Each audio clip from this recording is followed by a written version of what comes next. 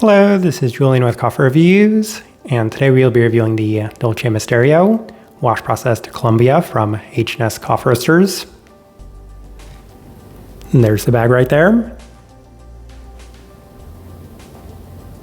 And H&S, based out of Laramie, Wyoming. And they've quickly become one of our most featured American coffee roasters on this channel. And that is largely because of the great success we've had with their coffees over the last couple of years. And truth be told, this one was essentially a tack-on purchase as H&S released a different coffee that immediately caught my interest, and I essentially added this one onto that order to get us to the minimum for free shipping.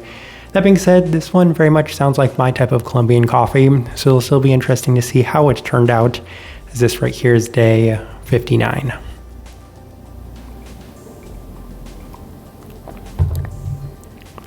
And recipe we went with for this coffee was our standard recipe at a 16:1 water to coffee ratio, brewed at 96 degrees Celsius, about 205 degrees Fahrenheit. And I like this one best through the V60, which indicates a more medium fine grind. Roast profile for this one. This is listed among H&S's ultralight offerings, which once again are some of the lightest roasted coffees we have from any American-based coffee roaster. As comparatively speaking, they are still significantly lighter than anything we've had from, say, in the entirety of the last couple of years. And this one continues to remain in line with those experiences. So for that reason, we can say that this one is on the extremely light side of things, or I guess very light side of things by most standards and metrics. With all that out of the way, let's go ahead and start discussing this coffee. Day 31, first impression, and if I remember correctly, I believe H&S recommended at least a 30-day rest period for this coffee, and we did opt for the V60, and the coffee was already off to a very nice start as it had a significant level of intensity and sweetness. It's basically a peach and tart fruit-forward experience right off the bat. Clean, bright, and very direct, some very slight graininess to an otherwise candied sweet experience, but overall a very nice first impression. And that's not always the case when it comes to H&S's coffees, as since they are so light, it sometimes takes a little bit more time for them to really open up. But having this sort of experience the first time we brewed it definitely did lend itself towards a very enjoyable first try. Day 34 through the Chemex, and the coffee is continuing to have a very high level of intensity with plenty of strong peachy qualities to it. And I mentioned that this sounded like my type of Colombian coffee, and that's largely because the first note they had listed on here was peach. And even though I'm usually not the biggest fan of reviewing pink bourbon coffees, largely because I don't often find anything too exciting about them, kind of saying that characteristic and note on this coffee definitely did lend itself towards much more of my profile sort of coffee. And I was very happy to see it translating in the experience so early on, especially given that the complementary qualities to it were also pretty sweet and candied, given a lot of the experiences we've had with H&S have also been in that direction. I was just very happy with the way the first couple of experiences turned out. A little less grainy this time around, which did indicate that it was settling a little bit compared to the overall roast profile of this one. So very enjoyable once again, pretty direct all around. Day 37 through the UFO brewer, and the coffee has been consistent as it continues to offer great intensity through this brew method as well, especially off brew as there continues to remain that prominent peach quality to the coffee itself. It is contrasted by the listed tart qualities on it and some slight graininess that is pretty much all but gone at this point, though still lingering a little bit in the background of this experience. Very bright with plenty of tropicality as well, a lovely experience all around. Day 40 through the V60 with some higher extraction adjustments. And when it comes to H&S's coffees, the first thing we do once we get to this stage is we always push them. So we opted for a 17:1 water to coffee ratio and 99 degrees Celsius with a more fine grind. And the coffee is a little different as it wasn't quite as intense, especially off brew.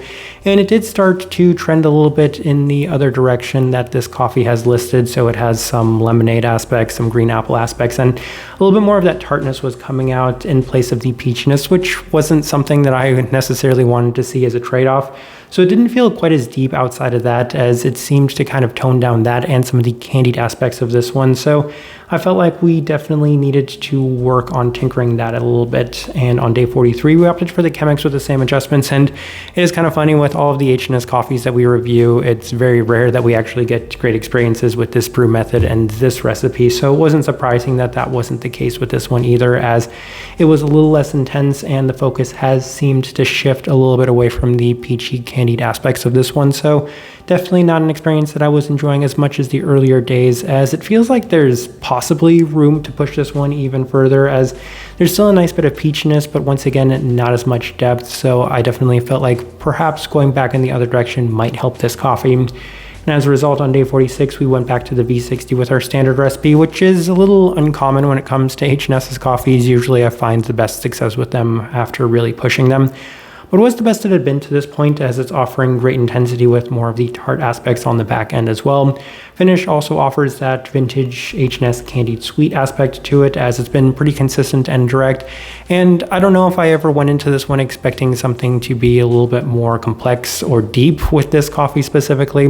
I was kind of hoping that this is the way it was going to present itself, just very in your face. A lot of the profiles that you're expecting from it, just so direct and intense. And that's kind of what we were getting, especially when we kept it at a much more moderate level in terms of the overall brew recipe for it.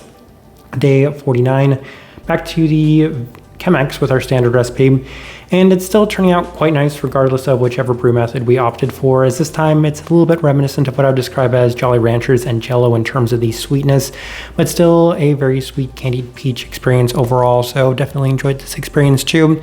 And with that standard recipe, it didn't really matter which brew method we opted for, the V60 Chemex or the UFO brewer. We were getting great consistency from that. It just seemed to be whenever we pushed this coffee, it was a little less enjoyable. So as a result, we opted for our standard recipe with the V60 on day 52. And the coffee did continue to remain pretty consistent, with the primary focus being on the peachiness and bright qualities of this coffee. There's a very slight rose and vanilla-like aspect, giving it some floral depth as well. But the most interesting aspect is the caramelized sweetness added to the finish, which does remain intense throughout. And that's a little bit more of that aspect that we get from a lot of H&S's coffees. And it's largely because of the roasting machine that they use. It's something that's been pretty consistent among so many of their coffees. So I really appreciated that about this one, just giving it a little bit more character as well. All right, so let's go ahead and put up the tasting wheel so you can't see what we're getting.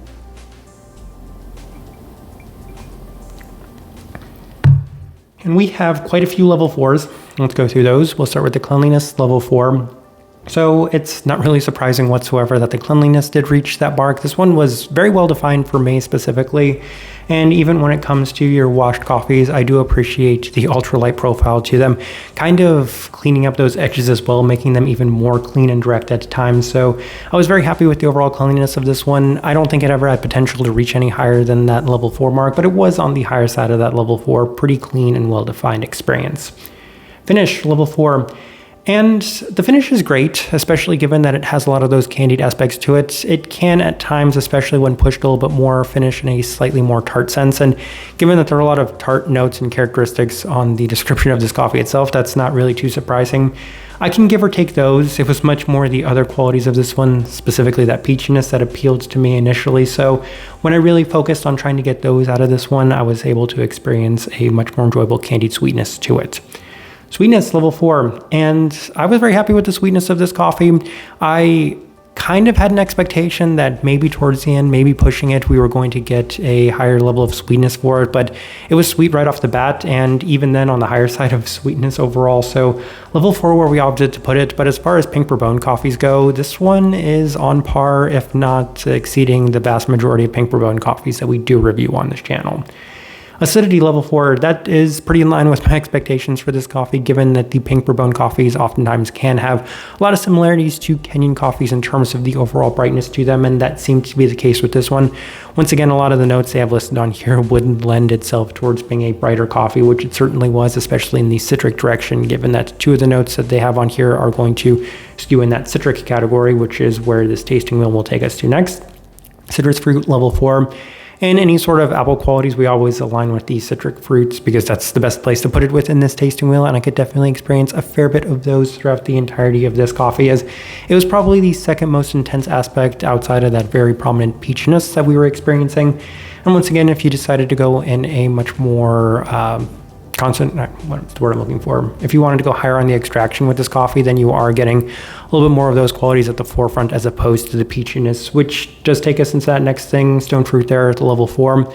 And yes, as far as pink bourbon coffees go, it's not too often that I get a lot of them being as peachy as this coffee was. The one that immediately jumps to my mind was the Johann Vergara from Bell Lane last year, which was almost Ethiopian-like in the way that it presented itself with those peach qualities.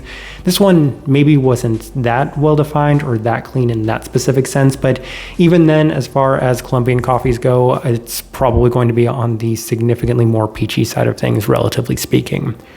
Then we have a couple of level 3s. We'll start with the florality level 3. I mentioned a couple of things, that vanilla and that very slight rose-like quality, given that there was a very slight red quality to this one as well, which is something I would expect for a Colombian coffee in general, but the vanilla-like characteristic is something that I experienced from a lot of H&S's coffees in general, so I don't mind that. I was actually very happy that it gave it some additional depth and some additional notes that we could add to this tasting wheel in general.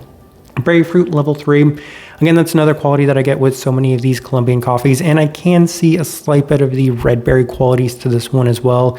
Definitely nowhere near as pronounced as they are in the vast majority of different types of pink bourbon Colombian coffees that we do have, but enough to push it a little bit higher, as it wasn't worth noting throughout the notes we had of this tasting wheel, or throughout the notes we had of this coffee, but on the tasting wheel I figured I would just chart it there so you could see that we were getting a little bit of that as well. And then the caramel level 3, I mentioned towards the end I was getting a little bit of that caramelized sweetness to add on to the candied sweetness of this coffee. There's a lot of sweeter aspects to this one, which I was very happy with, and that gave it some additional scores in that sense. And then the final thing we're discussing, we have the body there at a level 3. This one also had plenty of body to it as well, and I think that gave it some additional depth, and I think that's kind of the last thing worth discussing, because as I'm looking at this tasting wheel, I definitely think it is a pretty good representation of what I was getting from this coffee. All right, so my overall thoughts and impressions of this coffee. I really enjoyed this one. This is probably one of, if not my favorite pink bourbon coffees that we have reviewed this year, largely because it's a lot more my type of pink bourbon coffee. But a lot of the feedback I have heard on this coffee has been on the more negative side of things, which is kind of wild to me.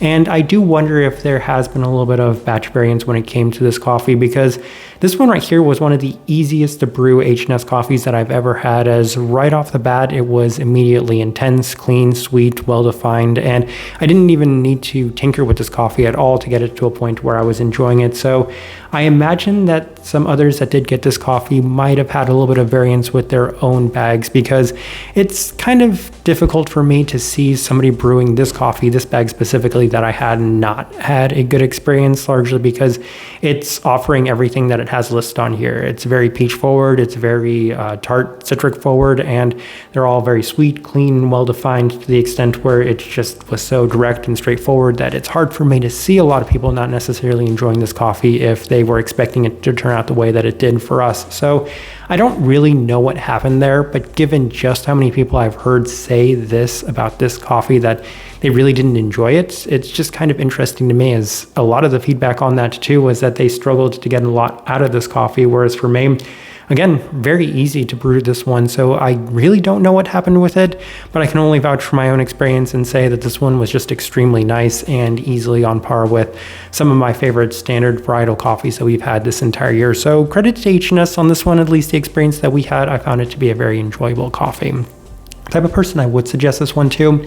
It does make for a very interesting review, largely because it offers plenty of those pink bourbon qualities, primarily in the brighter sense, but it is complemented very well by the sweetness and peach forward experience that this one did offer. Very clean at the same time and very light profiled too. So there are a lot of characteristics in that sense, with still plenty of body and a nice deep sweetness that is presented in a number of different ways. So a lot of really positive things to take away from this coffee, but that's the best direction I can point somebody towards on this one, and also the best way I can leave this review. If you by chance had an opportunity to try this coffee, I'd definitely love to hear your thoughts and impressions of it as well.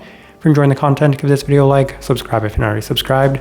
This right here has been a review of the Dulce Misterio, wash processed Colombia from H&S Coffee Roasters. Thank you for watching.